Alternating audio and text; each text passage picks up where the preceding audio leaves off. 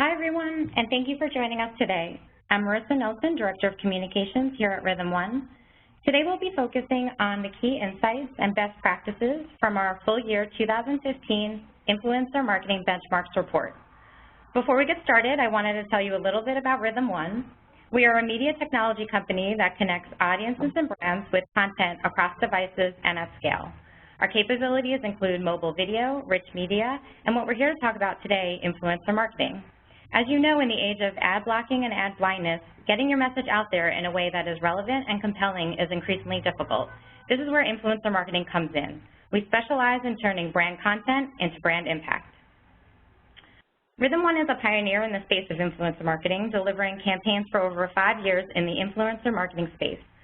We now work with over 45,000 influencers, helping to increase the ROI of brands such as Fisher-Price, McDonald's, and Marriott, just to name a few. And based on the success we've had, we're really excited to announce Rhythm Influence, which is our new brand offering for our influencer marketing capabilities. Next week, we'll be launching our new brand and website, so please check them out when they go live. And in just a few moments, we'll be joined by Katie Polson, Vice President of Influencer Marketing, and Caitlin Caranto, Senior Director of Influencer Marketing, who are both experts in the field and are excited to walk you through the report findings, best practices, and key takeaways for your business, whether you're just starting out in influencer marketing or you're looking to up your game.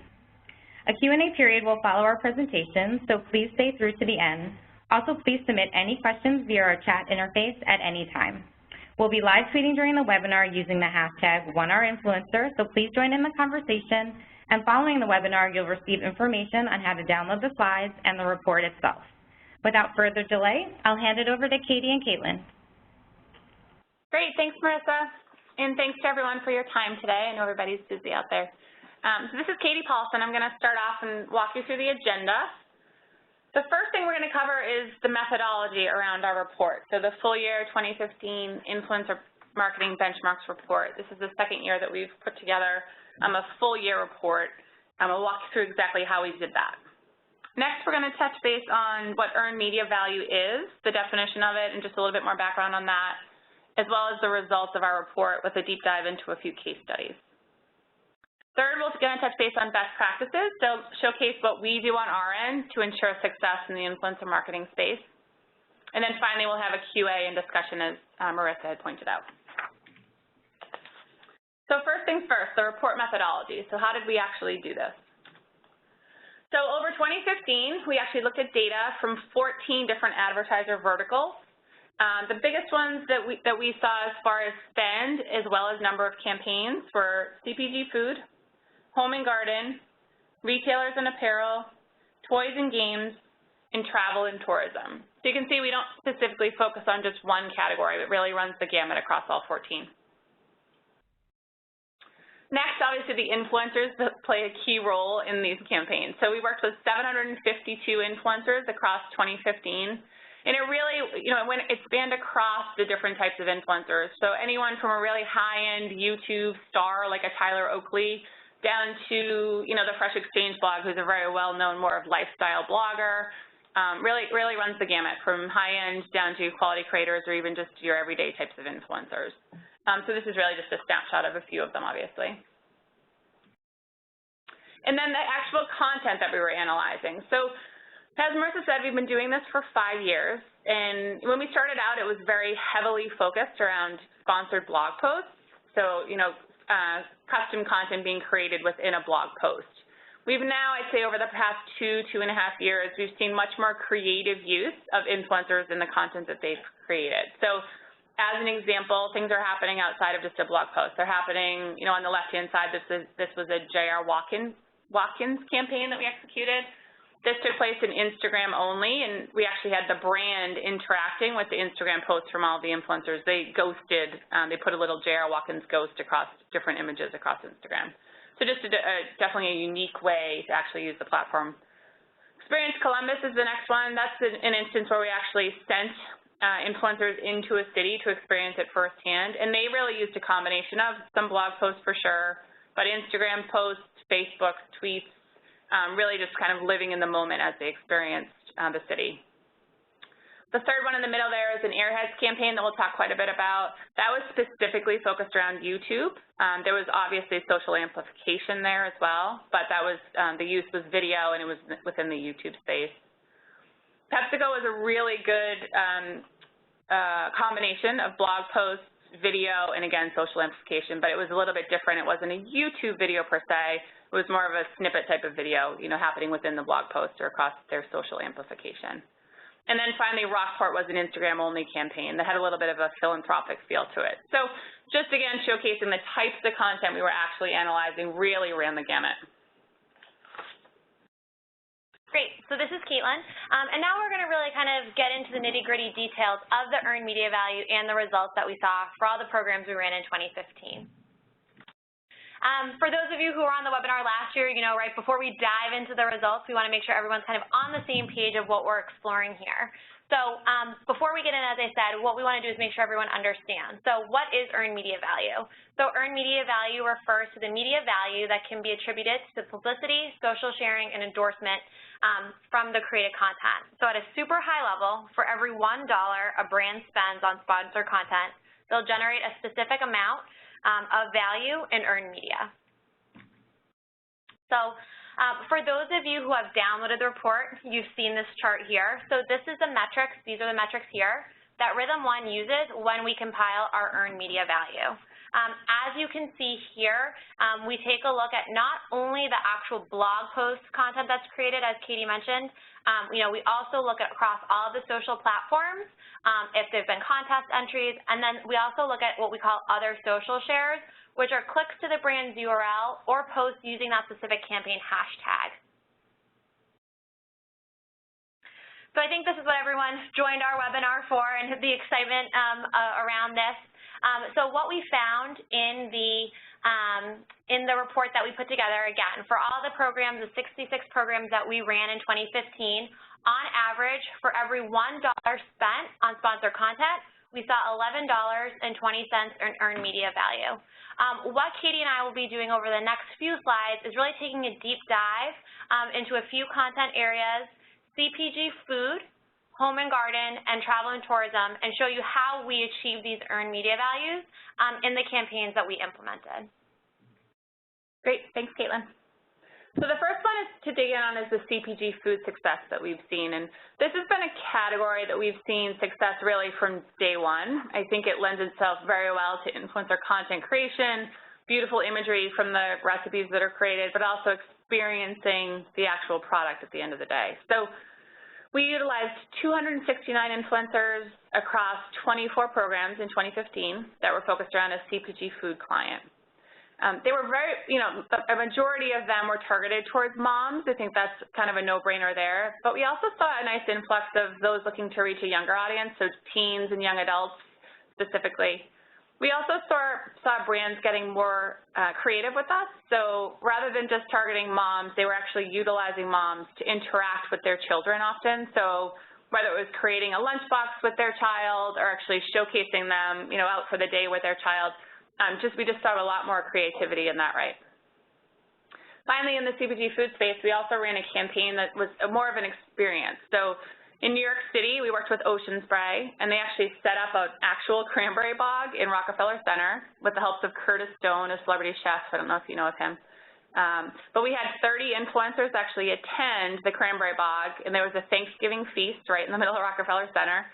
So they actually got to experience the bog, which is really cool. You can see that picture in the middle there is one of the influencers in the bog. They obviously got to meet Curtis Stone, and they got to enjoy the actual cranberry sauce from Ocean Spray at the end of the day. So just a really unique way to integrate the brand directly with the influencer. They got to meet some of the brand players. They got to meet the bog owners or the farmers at the end of the day. So it's just a nice way to showcase or activate influencers in a different way. You know, all those sort of pieces put together, we saw an earned media value of $12.03 specifically for the CPG food category. So again, for every dollar paid media, we saw $12.03 back on an earned media. Specifically, I'm going to walk through a CPG food case study. This was for Airheads, the candy. And they came to us, they had never actually worked on an influencer marketing campaign in the past, so it was new to them. but they knew that their target audience of kids and teens and millennials really from 12 to 24 were spending a huge chunk of their time on YouTube. So they wanted to utilize the players in YouTube to actually connect with that target audience. So we were able to showcase 3 different YouTube influencers. One was Ricky Dillon on the top there, the middle was Tyler Oakley, and the bottom was Kitty's mama. And they each did it differently. So Ricky Dillon created a long form, sort of like a game show spoof type of video. I think it was 6 to 7 minutes long, where he integrated the Airheads candy brand throughout and showed himself enjoying it. Tyler Oakley did it a little bit differently. He integrated Airheads into an existing set that he always does. So he has this favorite things series that he does on his YouTube channel, and he integrated Airheads into one of his favorite things and showcased a nice little story about him when he was younger. And then finally, Kitty's mama, she actually had her 3 kids do a contest to see who could create the best creature out of the actual Airheads candy. So obviously very different uses of the different candy and different ways to showcase it, but they all reach their audience in a really different, unique, and authentic way to their own brand, the influencer's own brand. The results were great here. So we saw more than 1.3 million video views, 4.8 million total minutes were spent with the branded content. And then like we often see in campaigns, Instagram was a really, really big hit there. So we saw over 445,000 engagements on just Instagram alone for that particular brand. Great, thanks, Katie. So now taking a look at the home and garden campaign. So for this specific vertical, we used 38 influencers and ran across 6 programs in 2015. We worked with brands to really handpick power influencers, right? So influencers who have large social followings on Instagram and Pinterest, and they're able to drive engagement and interaction on the channels that really allow them to share and show how visually beautiful this content that they've created is, right? Whether it be an inspiring tablescape or, you know, I think we all sometimes could use a little organizational help, right, using products. So really working with the right influencers for these brands. And then what we also found with these home and garden campaigns is that half of the programs that we ran had a giveaway or a sweepstakes, really allowing readers to take the inspiration that they found from these influencers that we contracted and then be able to implement that in their own life and in their everyday routine. With that being said, we found that really Twitter had a fantastic social action rate of 6.25% for these campaigns that had these giveaways on these home and garden channel opportunities. For an earned media value, what we saw was that for every $1 spent on sponsored content, there was $10.26 in that earned media value, which was really strong and really great across this channel here. So to walk you through an example, so this is a really kind of really neat opportunity that we had to work with a brand directly, a very well-known home decor brand, and I think anyone who's looking at this can read the snippet that we see what the brand is. So really what we did is we worked with the brand to showcase their collaboration with San Francisco-based designer Ken Falk. This actually was a neat way that we were able to work with Pottery Barn in the fact that they came to us saying that they wanted to specifically work with one high-end home decor influencer. They came to us with exactly who they wanted to work with, and we were lucky enough to kind of have them in our influencer roster. So we were able to work with them to create this really integrated, specific, influencer-selected product campaign and really drive engagement. So using this one influencer, I think that's the important thing to note here with these results, is that we had over 500 reader comments on one influencer post. With that, they had over 1,000 engagements, and again, that influencer had over 4 million in the social media reach. The neat part about this campaign, as I mentioned previously in these home and garden campaigns, is that there was a gift card giveaway for one reader. The gift card was significant. It was very much in line with what she did here in creating her content. So that way one reader was able to kind of recreate that in their everyday life, which made for a really, engaging opportunity and campaign here. Travel success. So travel and tourism has been a spot where we've, performed really well. And anybody who was on last year's webinar, will have remembered that we went through our travel and tourism campaigns in great detail there as well. So in 2015, we continued to see success in this advertiser vertical, where we worked with 59 influencers across 6 programs. The thing about these travel campaigns and what we tell when we work with our brands is that we really want to make sure that influencers have the opportunity to experience these locations, whether it be an actual destination or a hotel chain or an opportunity. We're sending the influencers to then become immersed in this travel, which then allows for them to really create this beautiful imagery. And I think we'll see this here as well with Instagram delivering the highest social action rate, followed by Facebook. These influencers are traveling, they're creating this imagery, they're sharing with their friends. And I always say, if I can't be there, I want to see someone, at a beautiful vacation, on a beautiful vacation. And because of that, in all these different elements, we were able to see an $18.98 earned media value on our travel campaigns. To walk you through a quick case study here. So this is a hotel chain that we worked with. They were really looking to drive consumer awareness, positive perception, and really kind of help establish their brand within the hospitality space. So this opportunity was really cool because it was one brand, but they have multiple entities and multiple different chains within that brand. So we were able to work with family travelers, business travelers, and leisure travelers all around the same brand. The thing about this, which also is interesting, is that to ensure that the influencers were able to travel and stay in hotels and show the diversity of this hotel chain, we worked with the brand directly to make sure that we were able to highlight locations in a variety of markets and at a variety of budget levels to really share that campaign messaging. So with that being said, we sent influencers to hotels all across the U.S. for a 3-day, 2-night hotel stay where they were able to generate over 250 pieces of individual content.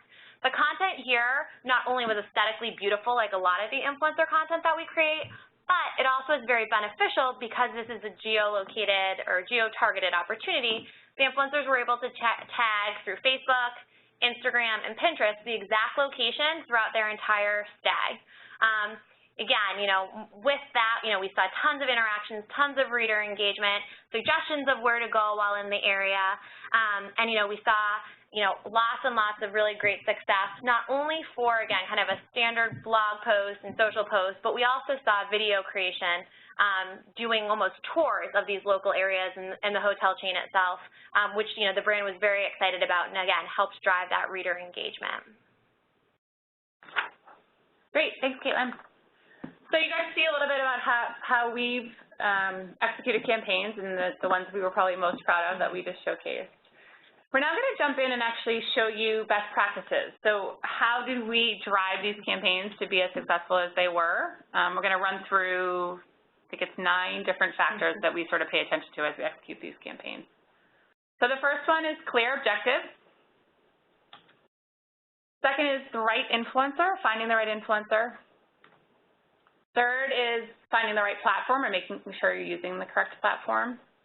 Next is content ideation, brand ambassadors, the distribution of the content, and then finally brand involvement. So we'll obviously go into each of these in a bit more detail. So clear objectives. I think we're finding that a lot of brands are really excited about influencer marketing right now, which is very exciting for us, obviously, and everybody on the phone, I'm sure. But we want to make sure that we're setting everybody up for success as we actually execute these campaigns. So we've come up with a list of questions that we find ourselves asking every time, whether it's a brand or an agency comes to us and actually wants to run an influencer marketing campaign. And these are things that you should really keep in mind as you yourself are planning or if you're doing it on behalf of somebody else. So the first one is how much budget do you have? So budget is absolutely going to drive, what the components of the campaign are. So whether it be the timing of the campaign or the types of influencers that you use or the number of influencers or if they're going to travel versus not travel, there's so much opportunity for a brand these days in influencer marketing, but you want to be realistic about what we can actually pull off based on the amount of money that they have at the end of the day. The next is when does your program need to launch? So this is one that I think, again, people get really super excited about influencer marketing and they have all these really great ideas, and we often have really great ideas, but we want to keep in mind the timeline. So it obviously does take some time to make this all work.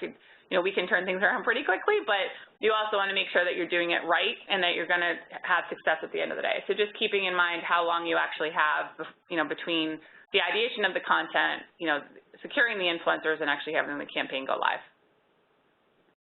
The next one is, what does success look like for your program? So again, whether you're a brand or actually you're an agency working with a brand, I think you want to make sure that at the end of the day, the stakeholders are all on the same page around what they deem success for a campaign. So are they measuring offline sales? Is it more of an awareness play where they want a hashtag to be utilized at the end of the day? Are they trying to drive donations? There's all sorts of different things that could be happening as a result of an influencer marketing campaign. But you just want to make sure you know what that looks like from the beginning so that you can set up the campaign most successfully and most optimally to reach that goal.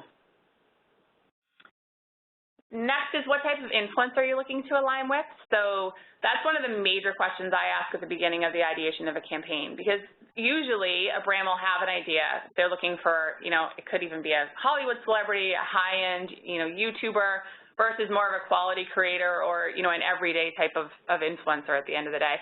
That's obviously going to drive the program ideation. It's going to drive just the number of influencers that you utilize. It's really going to make the full program vary depending on the type of influencer that they want to align with.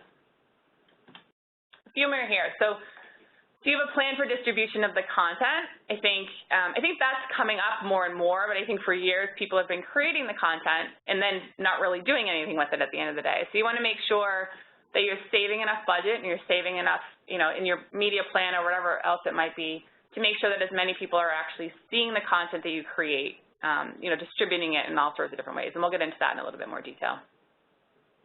The last one, or the second to last one, is, do you have prior experience with influencer marketing? So, what worked well in the past, what didn't work well in the past. So we'd like to know, what are brands up against or what are agencies up against as they execute these campaigns? How can we do better? How can we sort of, change things up to make it work differently? We really just want to understand what the experience is in the space. And then the last one I always like to ask is, what is your favorite influencer marketing execution that you've seen? Because that's obviously going to drive what they're expecting from an influencer marketing campaign. And yet we can emulate things, we can again make them better, but just to sort of set the expectation of what they're expecting to see at the end of the day. The next thing that we focus on is finding the right influencer, right? So there's millions of influencers out there at this point. And how do you find ones that are going to speak, on behalf of your brand, how you want them to, and get the job done at the end of the day? So there's a few different things we look at. So we choose them by passion. So you want to have an understanding of who do you want representing your brand. Are you looking to, utilize a mom influencer just generally? Or are you looking to use, a mom influencer who specializes in crafting, or who only buys organic food, or, has a real wellness play on top of it? There's so many opportunities out there for influencers. Don't feel like you have to settle on sort of a more general one. You really can pick and choose based on the passions that they represent. The next piece to finding the right influencer is, we've sort of alluded to this already, but what kind of influencer from a voice perspective do you want? Are you looking for a Hollywood celebrity? Are you looking for a first-class YouTube star? Quality creators a little bit more reasonable to work with, maybe a little more nimble with the brand, but still creating really beautiful content? Or is it more of a peer-to-peer recommendation play that you're looking for? So more of a micro-influencer, a smaller, maybe not as huge a following, but still get the engagement that they deserve at the end of the day. So you really, this is going to drive budgets for sure, and just the types of different content. If you have, as an example, if you have a brand who's very, very stringent and wants to have a lot of control, you want to be really careful about working with a celebrity or a first-class influencer, because they're going to be much more strict about what they're willing to do on their side of things. So just those types of things as you choose the influencer you want to keep in mind. And then the third thing here is by performance. So because we've been doing it for long enough, we have a nice data pool of how influencers have performed in the past. So you want to make sure that just because the passion is exactly what you want and the voice is exactly what you want to make sure at the end of the day the price tag that they've put on themselves is going to match the engagement that they garner when they do create content for you. So we have a cost per engagement metric that we're staring at all day, every day as we pick and choose influencers for brands. And it's something that you should keep in mind, just making sure that they're going to perform at the end of the day. So now you have sort of picked the right influencer. The right platform is becoming more important as well. So there's kind of two-sided here. So, if your target audience is a mom, then, we find Facebook, Pinterest, Instagram more and more, are an important piece because that's where moms are spending a lot of their time. The millennial space, Instagram, Vine, Snapchat, and the next new one that's coming down the horizon. So you just want to make sure that your target audience is actually on the social platform that you're going to utilize to actually execute these campaigns at the end of the day. The other side of it is looking at your goal as a brand or an agency. So if your goal is to drive more Instagram followers to a brand's Instagram handle, I think you want to make sure that you're actually executing the campaign in that Instagram environment at the end of the day, right? Or same thing goes for Vine or Snapchat or Facebook or whatever it might be. But just making sure that you're actually living in the space that you're trying to garner the most engagement is an important piece of the puzzle as well. The last one, and then Caitlin will jump in a little bit here. The last one I have for you is the content ideation. So you find the right influencer, you know which platform you're going to work with, and then you actually want to figure out now what do you do, right? And this is an important piece. I think sometimes people fall flat on this piece specifically. They think, all right, we have the influencer in place, let's just sort of run with it. But you really want to have a plan, right? You want to utilize experts to create a strategy. So, here at Rhythm One, we have, a big team of people that their sole job is to come up with ideas on what should we do now that we have the influencer and we have the platform, we know what the brand objective is, now what should we actually ask this influencer to do? What kind of content should they create? How long should it be? Is it a video? Is it a post? Is it an Instagram? So really utilizing experts to help you create the strategy at the end of the day is a really important piece of the puzzle. At the same time, no better expert than the actual influencer themselves, right? They know their community of followers. They know what people actually engage with. They know what they're good at doing at the end of the day. So leveraging their authentic voice to help you create the content, on behalf of your brand is a really important piece. So this campaign that we're showcasing here was with Mad Chad. I don't know if you guys know him, but he's worth checking out. He's a robotic dancer who's, he's a model at the same time, but he creates these really fun snippets of robot dancing. So we actually worked with him for this campaign for a cereal brand. We engaged with him really early on. We got ideas from him. There was back and forth on that side of things. What's he going to wear? What's he going to say? What's he going to do? But he brought his ideas to the table, and the brand was really, really receptive to that. They obviously had their things that they needed, and he had the things that he needed, and it really was an awesome collaboration that came out with some really fun content at the end of the day. So it's just important to make sure while you have a strategy, you still have room for the influencer's voice to sort of shine through. And then the final piece on that is just make sure once you have the strategy, you try to stick with it, right? So you know what the plan is. Once you have them secured, what are all the steps to sort of get you from, reviewing of the content to actually going live at the end of the day? Great. So anyone who's kind of spoken to us here at Rhythm One and worked with us on influencer campaigns knows and understands that we're big advocates of brand ambassador programs, right? So very similar to what Katie was saying with the content ideation and really working with and utilizing the influencer, what we find is that brands now, as Katie said, the big caveat of when it makes sense for your brand, that uses brand ambassador programs really get to work very intimately with influencers and really build the relationships to connect with the influencers as well as their communities. This here is an example of Anderson Erickson, AE Dairy, for those of you who may be familiar in the Midwest. Here we worked with two influencers who created year-long content and really created recipes based on holidays and seasonality of products that AE Dairy releases and has also year-long.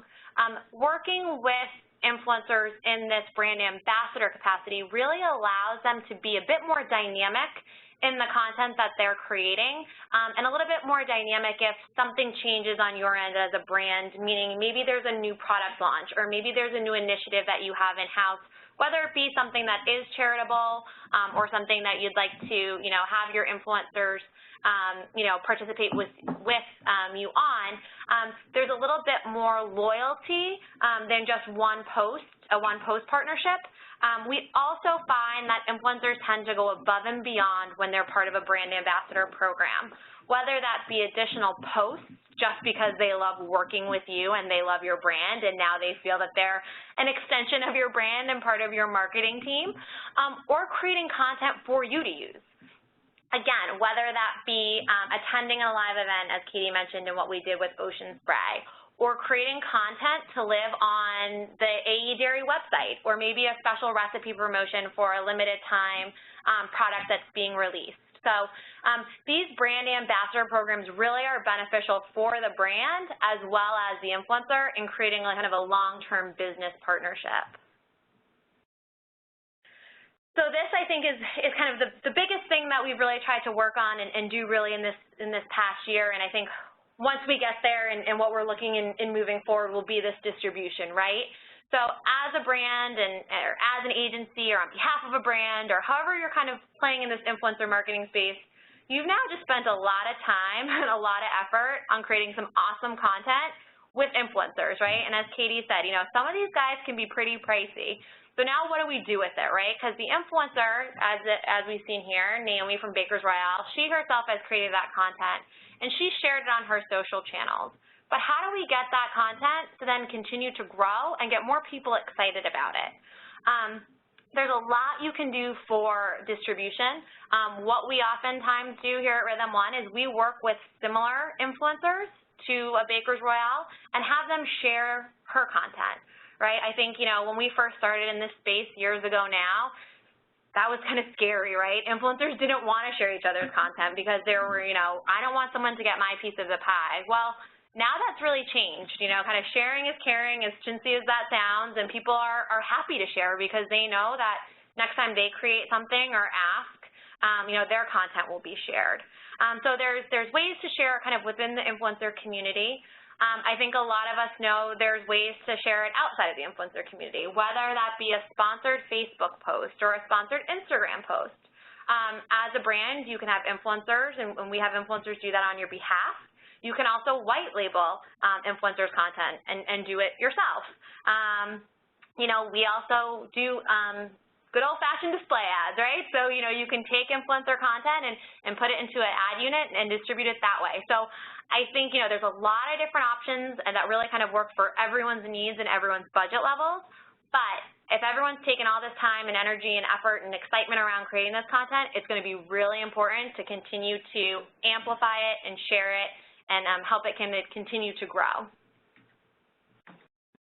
And last but not least, I don't think by any means in our best practices is brand involvement. So this right here, just to kind of walk through this example, so this was a local Whole Foods store opening here in the south end of Boston. We worked with 15 influencers to send them to this VIP before the store opens event. And Whole Foods here are just one example, but they did it across all the influencers, interacted with them real time as they were going through the store, which was great, right? They were showing that they were paying attention, they were, asking questions, they were engaging with the influencers, and that's something we love to see and something we talk a lot about when we work with brands and agencies alike. And it doesn't have to be just with the influencers like this. I know a lot of people on this phone, on this phone call, your job is to create a content calendar for Facebook or Instagram or Twitter or maybe all of it. And that sometimes at the end of the day can be a daunting task to say, okay, what am I going to come up with this week? Or what am I going to come up with for the next couple of days? And the influencer content that we have created with you and with the brand and on behalf of the brand is something that, you absolutely should share on your social channels. And the influencers love interacting with the brands because, again, it's more than just a post. It's more than just one opportunity. It's really kind of creating those relationships and those longer-term partnerships that they see value in and then their readers see value in because it's more than just that post at the end of the day. So I think, that's something that I would say, the more a brand or whoever's handling the brand channels can interact or share or comment, we just see those campaigns tend to be much more successful, not only in performance, but also in the partnership and working with the influencers there. Great. So that was a quick sort of snapshot of our best practices that we try to follow on a regular basis in order to drive success. And hopefully you'll be able to use some of those as you guys are either just starting out with influencer marketing or just trying to fine-tune what you're already doing. We wanted to take the next few minutes just to talk about some trends that we're sort of seeing in the space and what we're expecting over the next year or two. The first one here is Video 2.0. So video is definitely a huge opportunity in the influencer marketing space, and we've seen it grow a lot over the last couple of years for sure, but I think we're just sort of keeping our eyes on it to see. I think that's going to be probably one of the biggest revenue drivers in the influencer marketing space is the creation of custom video content, the distribution of branded content. So if there's a brand that spent all this time creating really cool video, you know, everyone wants everything to go viral, it's utilizing influencers to distribute it at the end of the day. And then there's opportunity like 360 video. That's probably something that I'm the most excited about right now is getting a 360 video in the hands of an influencer when we send them on a trip to Columbus or Bermuda or to Coachella or, you know, something that is really best seen firsthand and for you to see it through the eyes of the influencer, but then also, you know, to be able to utilize a 360 video view to kind of see it for yourself and use that, you know, the 360 view to look behind the influencer or down the next street or whatever it might be. So that's something that we've been paying attention to that we're really excited about. The next thing is just an overall focus on influencer marketing. So I think we've said it about 12 times. So we've been doing this for a long time, and, you know, Caitlin and I, we've been passionate about this for a long time, and not everyone has, right? We've sort of been fighting the fight, and I think this, you know, this quarter, I think we're just seeing everybody get really excited about influencer marketing. The trades are getting really excited. All the different agencies are, brands are. We're seeing a lot of brands take influencer marketing in-house. They're building out teams specifically focused around, you know, how to do this well.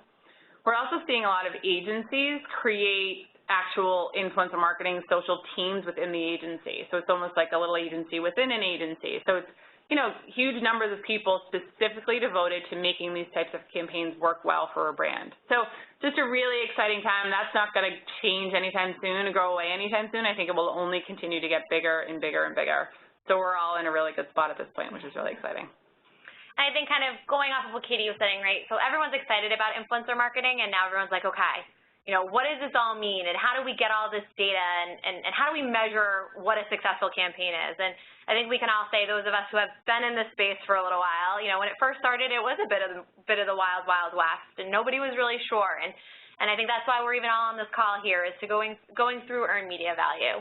And really, you know, I think what we're expecting, what we're seeing even from Facebook and Instagram, and how there's no longer just likes, and now they're tracking video views, and how their algorithms are changing to, you know, how people's feeds. You know, Instagram is now moving away from just chronologically, and now it's what content you're engaging in. So I think over time, you know, and as Katie mentioned, even, you know, cost per engagement and finding the right influencer for you as a brand, you know, what we're finding is that data is evolving and people want more of it. And what is the right data to be showing brands and kind of measuring campaign successes on? And that's something that I think will continue to grow over the next year. You know, I think earned media value, as this presentation is part of it, but it will kind of continue to grow from there. And then also with that being said, a niche focus, right? So again, it's finding that right influencer. And as Katie mentioned in that slide, you know, it's finding the right influencer for you. And maybe it is the mom influencer who's gluten-free and has a food blog, but, you know, let's make sure that that's the right influencer for you and your budget, because her engagement is there or his engagement is there. And the platform that they're communicating with their followers on is the platform that you want to be a part of. So, you know, it's not only that type of data that we're deep diving into, but it's also, you know, you're looking for an influencer in a certain geographic location, you know, and better yet, they're looking for their audience who's in that location. So there's a lot that we can really deep dive in to get you the right influencer for your brand. And sometimes it's not just a matter of looking at that blog and saying, okay, this, by all accounts, seems to be a mom blogger. There's a lot more that can go into that, and I think a lot more brands will get excited about deep diving and really finding these niche audiences that they're looking to work with.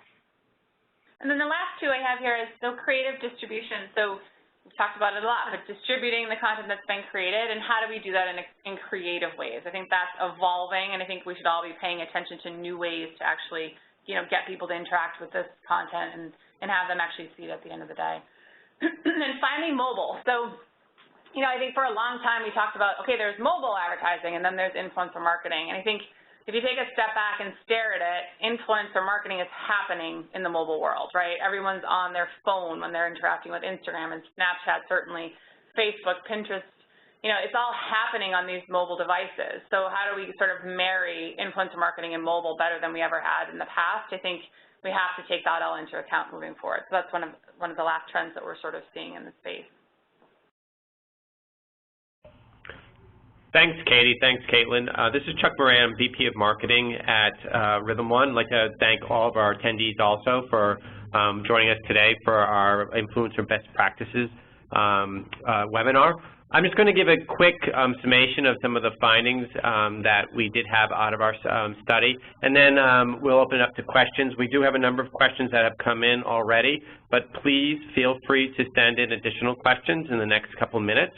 But in conclusion, just want to make the point that influencers are powerful. They actually do have a large impact upon consumers and consumers' choices of the products that they are going to consider to purchase. So it's really vital for brands going forward to leverage that power of the influencer. And it really is much more important, and some of the points that we've brought out, that the consumer's attention is bifurcated and that, the consumer's jumping from one device to another. And also we do have things like ad blockers out there. So influencer marketing is a very, very important way in which brands can connect with consumers, and influencers have a lot of power over the consumers who are actually following them. Also, performance metrics and data. And, we're at a point right now where the performance metrics and data really are evolving, and they're continuing to evolve.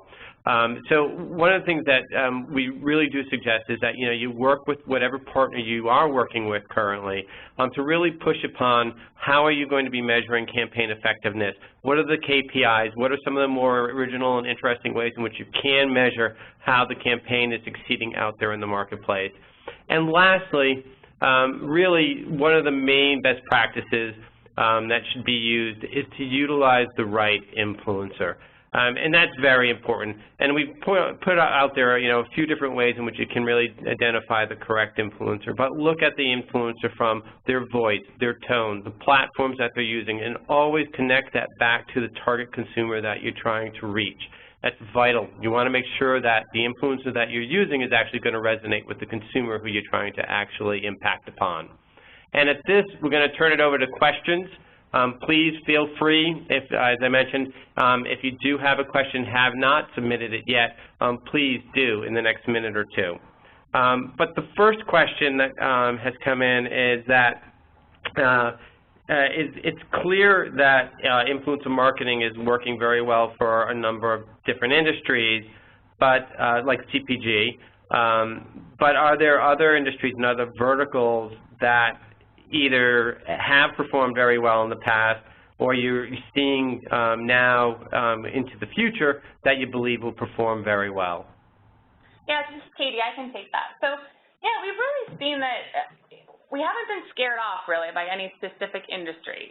Not to say when something comes through, some things are a little bit more difficult than others, but as long as the brand is willing and able to take sort of a unique twist on something. So as an example, a finance client, right? We worked with a financial services client recently on an influencer campaign that actually included a live event with an influencer or with multiple influencers.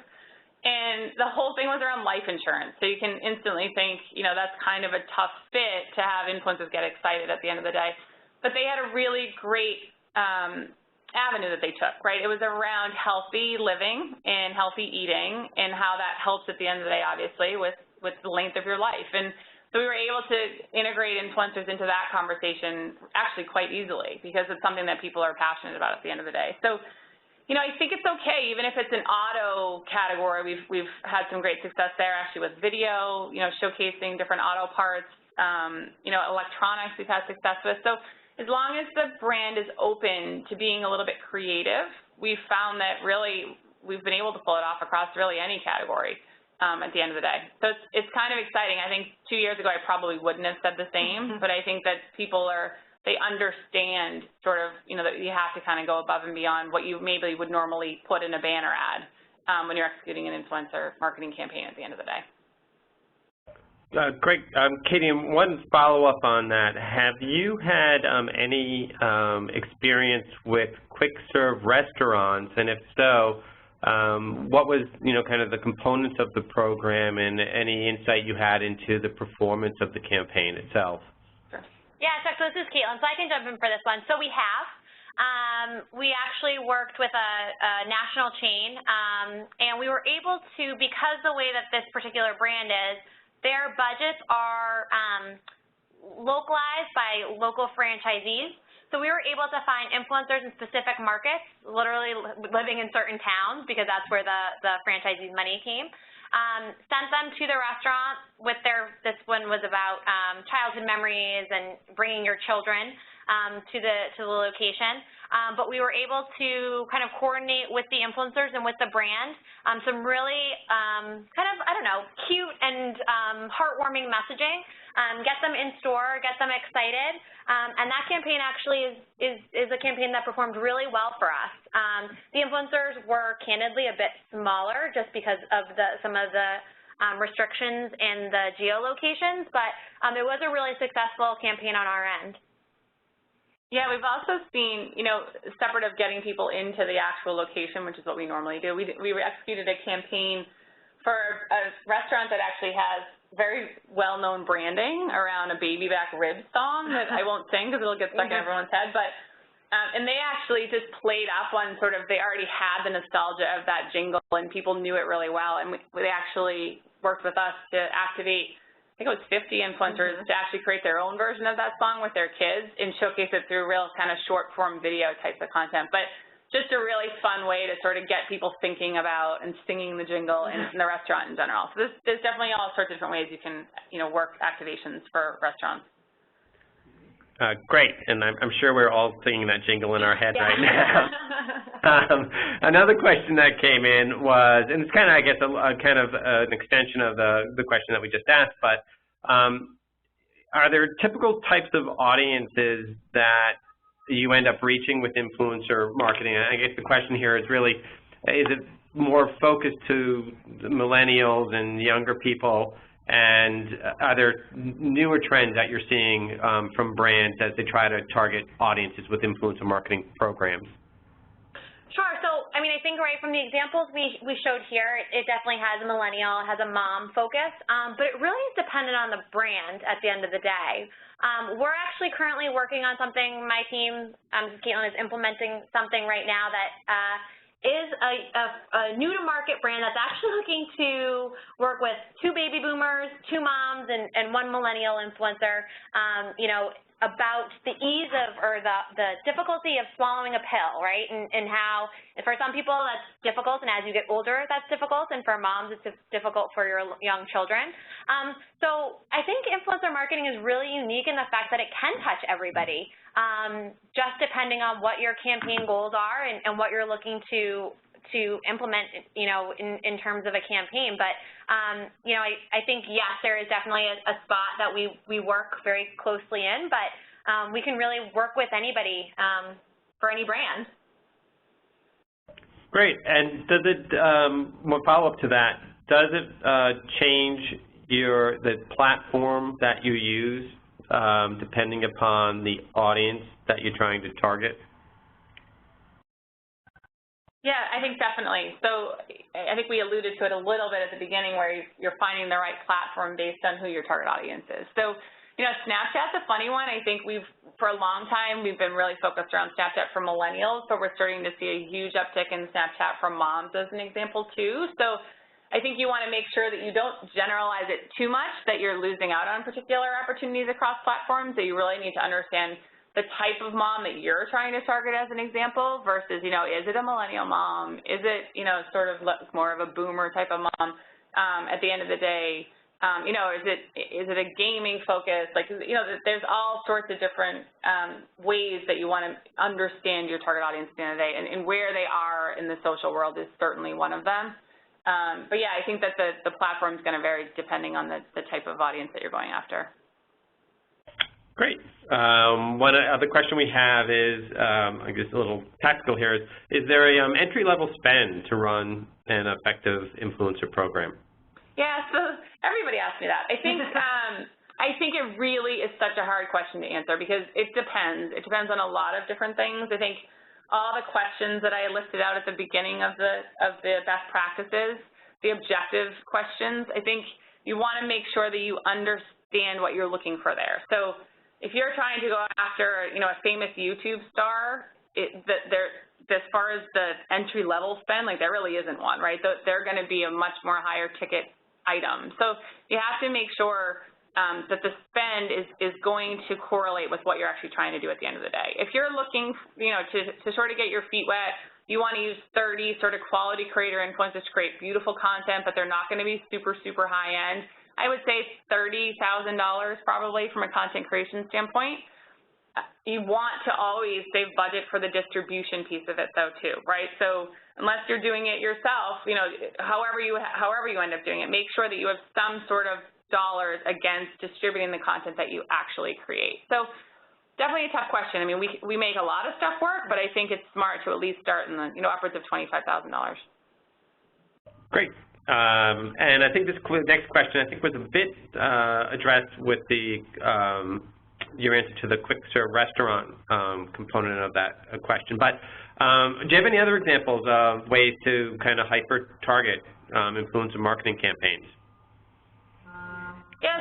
So I would say probably 50% of the asks that we get have some sort of geo component to it, right? So finding the right influencer, going back to that, I think a lot of times people are looking to find influencers in specific areas, and we're able to do that because we have the data, and I think most players out there should be, if they're telling you that they can't locate influencers based on where they live, that has to be available at the end of the day. So finding where the influencers currently reside, finding out where their audience currently resides is another good pointer, just, going a little bit deeper than just having them live there.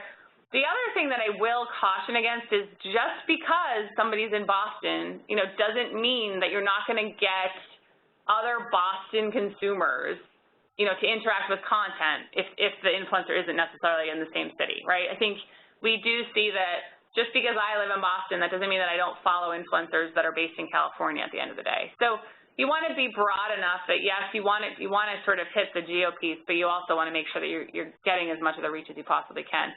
The other smart way to do it is to utilize the influencer you want to utilize, right? Because they create beautiful content that's relevant to your brand, and then really geo-target on the distribution side of things. So if you use, as an example, influencer social ads that are being placed across Facebook, where we can, utilize the targeting that Facebook and Instagram and Twitter offer down to the geolocation so that those posts are only going to show up in those geolocations, that's a really smart way to do it at the end of the day. So, you can do it on both sides of it, but I'm a big fan of, keeping the content creation a little bit more open and then really drilling down on the distribution side from a targeting perspective. Yeah, that's a great best practice. And the last question that we have that has come in is, again, I think kind of is an extension of the question you had on spend, but how many influencers typically participate in a single campaign? Yeah, so that I think that does go back to the other question, but it really varies. We've done six-figure campaigns with one influencer, and we've done campaigns with thousands of micro-influencers, right? It really, at the end of the day, depends on all those questions that we ask at the front of the best practices of what are you trying to do, what's your goal, are you trying to just reach a lot of people, are you trying to get something to convert, do you really want to use a high-end, brand awareness play? That's really going to drive, the number of influencers that end up being utilized at the end of the day. But you can get, great results out of one if it's the right one, and you can get great results out of thousands depending on what that end goal and end result really is supposed to be. Great. Well, that is the last question that we had come in. Again, I would like to thank Katie and Caitlin for an incredible presentation with a lot of useful information. I hope that everyone has found it helpful and that there are best practices from this that you can take back and use in your own programs. And certainly, if you have any questions or you'd like to talk with Katie or Caitlin, please feel free to reach out to them. Their email addresses are here on the screen. I'd also like to remind folks that we have put our 2015 calendar year Influencer Benchmark Report on our website, and it's available for download. If you just go to our website and then go to the Insights section, you'll see it. This webinar will appear on the website within the next couple of days, so please, if you want to review this webinar again, it will be on our website, and please feel free to send your coworkers, friends, and families also to view it. Again, we appreciate everyone's attendance today, and we hope to see you soon. Have a good day. Thank you. Bye-bye. Bye.